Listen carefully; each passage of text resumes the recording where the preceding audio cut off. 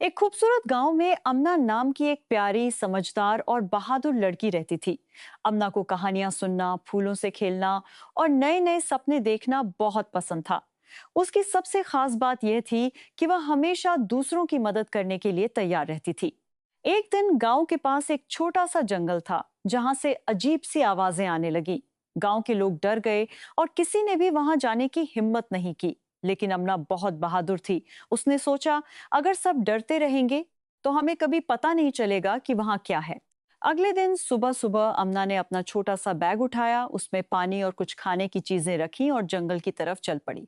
जंगल बहुत घना था, पेड़ बहुत ऊंचे थे और पक्षियों की आवाजें हर तरफ गूंज रही थी।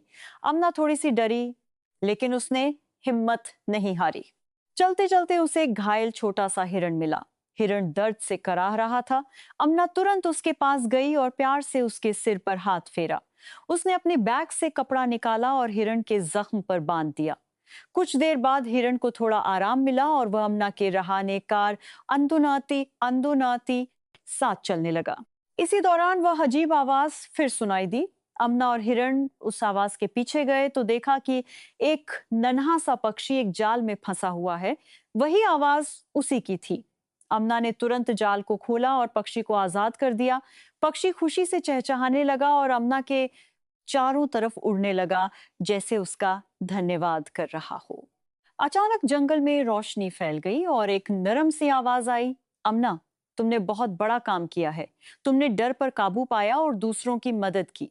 अमना हैरान हो गई। उसे लगा जैसे जंगल खुद उससे बात कर रहा हो। वह खुशी खुशी वापस गांव आई। उसके साथ हिरण भी था और पक्षी भी उसके ऊपर उड़ रहा था। गांव के लोग ये सब देखकर हैरान रह गए। अमना ने सबको बताया कि जंगल में कोई खतरा नहीं, बल्कि वहां मदद की जरूरत थी। उस दिन के बाद गांव के लोग भी बहादुर बन गए और एक दूसरे की मदद करने लगे। अमना सबकी हीरो बन गई, लेकिन वो हमेशा मुस्कुराकर कहती, हीरो वो होता है जो डर के बावजूद अच्छा काम करे।